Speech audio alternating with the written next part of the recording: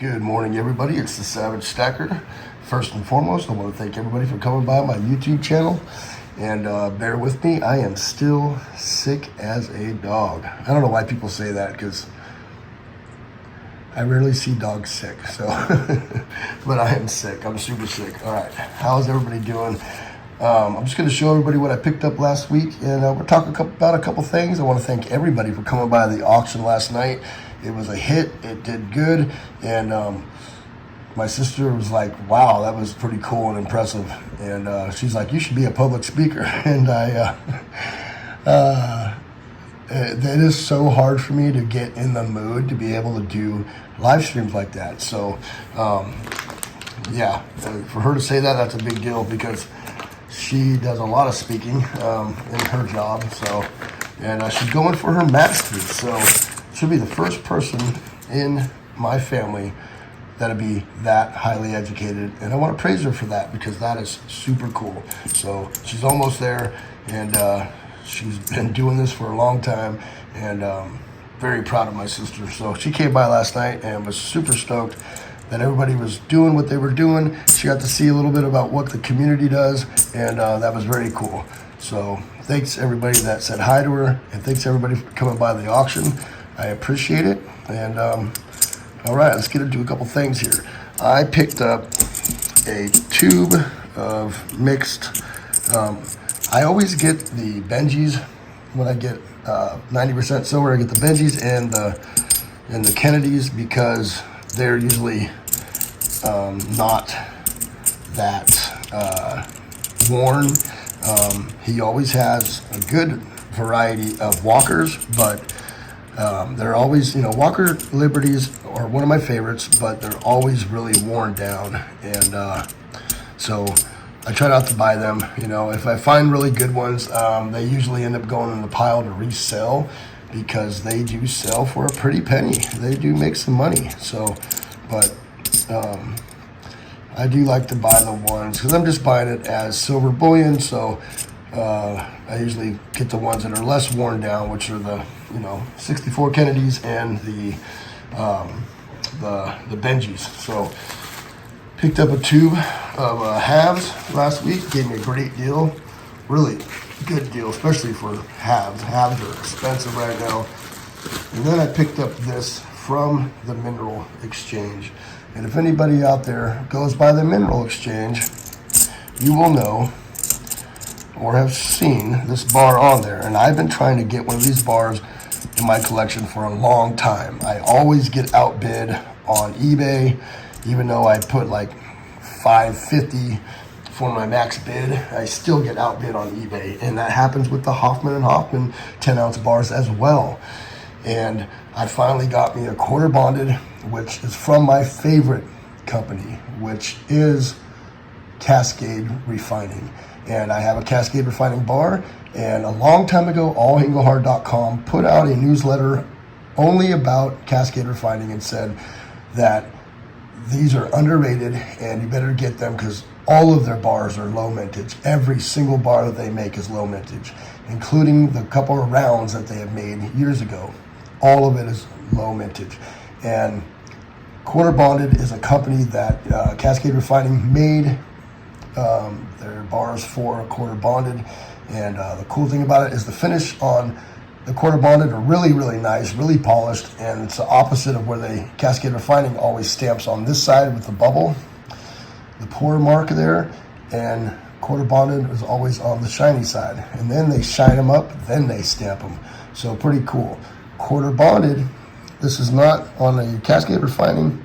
The date is the serial number. On Quarter Bonded, it's not. This stands for 10-ounce class with a dot, and then the 1656 is the serial number for the Quarter Bonded. There's only 1,000 of those minted, and I have one. And I have another Cascade Refining bar, and I love these bars. So I finally got one of those on a stack. Very nice bar, very shiny, and very cool. So I got it for really cheap. And even though you pay the 10% fee on Mineral Exchange, it actually comes out way cheaper than eBay. And which is crazy. But this is my pickups for the last week. Oh, including a new wedding band, which I got for Melt. Under $300 for something that if you went to a jewelry store, you probably would have paid $2,500 for that ring right there. So that was my pickups last week. This, or the week before, and finally got mailed to me. So last week, only thing I ordered last week was Libertads, a 5 ounce, a 2 ounce, and a 1 ounce. And what's weird with that is it said pre-order. I purchased them. Then after I purchased them, then all of a sudden it says that everything's available. So I'm gonna have to call Monument Metals today and find out what is going on. Like why would I have to wait if the people after me are buying them and just getting them sent to them? Why would the first people buying them have to wait? That makes no sense. So I'm gonna have to call them today and find out what's going on exactly with those. But yeah, I'm a sucker for Libertads, especially when they first come out because they're cheap. As soon as they're all out of all the bullion dealers, they go up in price that quick. So get them if you like them early. Don't wait, because you'll never see that price on them ever again. That's what I know about Libertads. And this year, we have been waiting, 9 months for them to come out? That is a long time, which is weird because Mexico is one of the largest producers of silver in the world.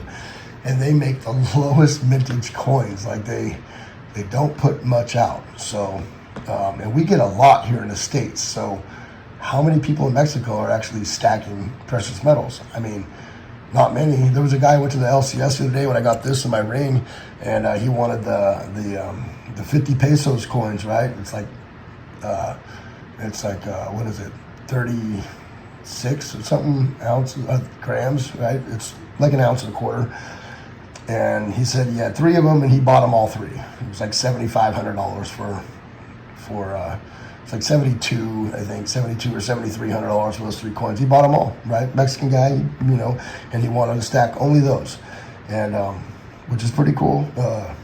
But if they're making low mintages on Libertads,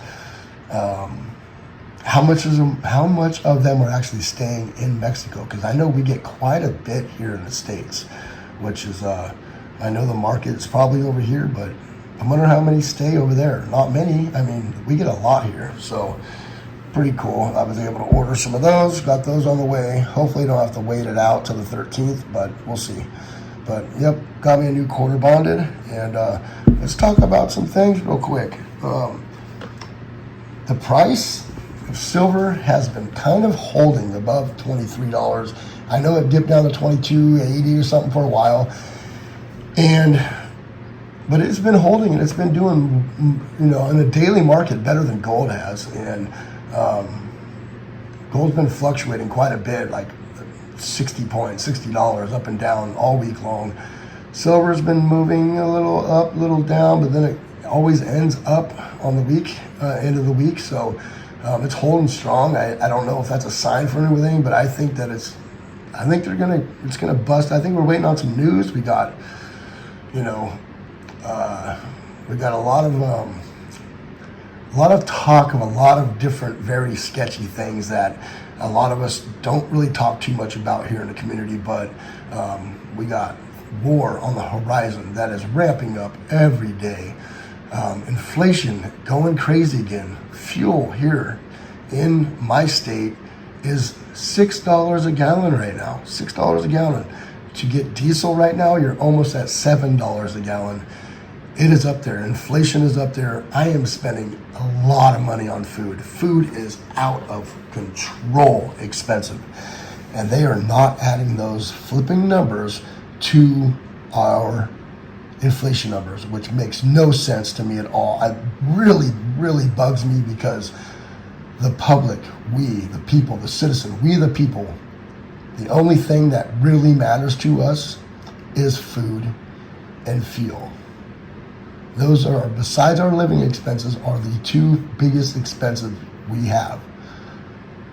Why would we be worried about, the price of whatever their numbers are, goods, services? Why would we care anything about those when the things that keep us healthy, safe, and working and alive, like food, water, fuel, heat, air conditioning, why will we not talk about those things, the things that we need to survive? It's not included in the inflation numbers. I do not get it. It is a model that needs to be changed, and it's a lie. It is a bona fide lie, and we need to be prepared for that. I did make a preparation video over the weekend. I did not put it out. I was super sick. When I went back and listened to it, oh my God, I was so raspy and just so out of it that I kept going, and I hate it when I do that. I don't like the pauses, the ums. So a few was all right, but it was bad. I was pretty tired and pretty sick, so I did not put it out. And I showed off a lot of my food preps, and I showed off all the Mountain House food I got and the freeze-dried wholesaler whole steaks that I got. And I stack Mountain House and prepper food, stuff like that. I stack it just like my precious metals. I have a budget every other week for it, and I buy it regardless if, whatever. I buy it no matter what. It is a resource that we need. It's food. It is hedging against what the cost of food is going to be later. And, we're headed into dark areas right now in our history, and I think it's better to be prepared than it is to not be prepared. So I buy that type of food, and beans and rice and Mylar bags and buckets and all that stuff. I do it all the time. It is for a reason. That is because, for one, the cost of food is going up. A lot of the stuff I bought 2 years ago is nearly double of what it was back then. So I'm hedging against that food, and I rotate out my food all the time. So we're still eating food that costs half as much as it did 2 years ago, right? Or as it does now from 2 years ago. So, be prepared, and stack yourself some food as well. Stack it to the rafters. And inflation's only going to get worse. They are lying to us about the numbers. And I think it's very important that you are all prepared. And precious metals is not the only thing in the market, not the only end game, food, water, and ways to collect water, ways to get your own food, ways to grow food. All that stuff is all important, because resources are the most important thing. This is just a store of our wealth, a store of our hard work, our labor, our time, our energy in our body. This is the store of that. But if we just get straight to the source, food, water, clothing, medications, hygiene stuff, and get it before it gets inflated, we've also saved some money. And you get some extra of that, put it up. If things get dry or get bad, we have it. We have it on hand. And there are some things that are perishable. You don't want to stock up like that, so be careful in what you buy. But it is good to buy those things. So anyways, I think it's important to stack up food and ways to collect water or get water or have water, and vitamins and all those other goods that you need anyways, that you would use this for. You would have to sell this to get the food and the water and all the things, right? Fuel and all that. Why not store that up right now so you can use that before you have to ever sell your precious metals? All right. Thank you, everybody, for coming by. It is a Sabbath Stacker. I got to get ready for work.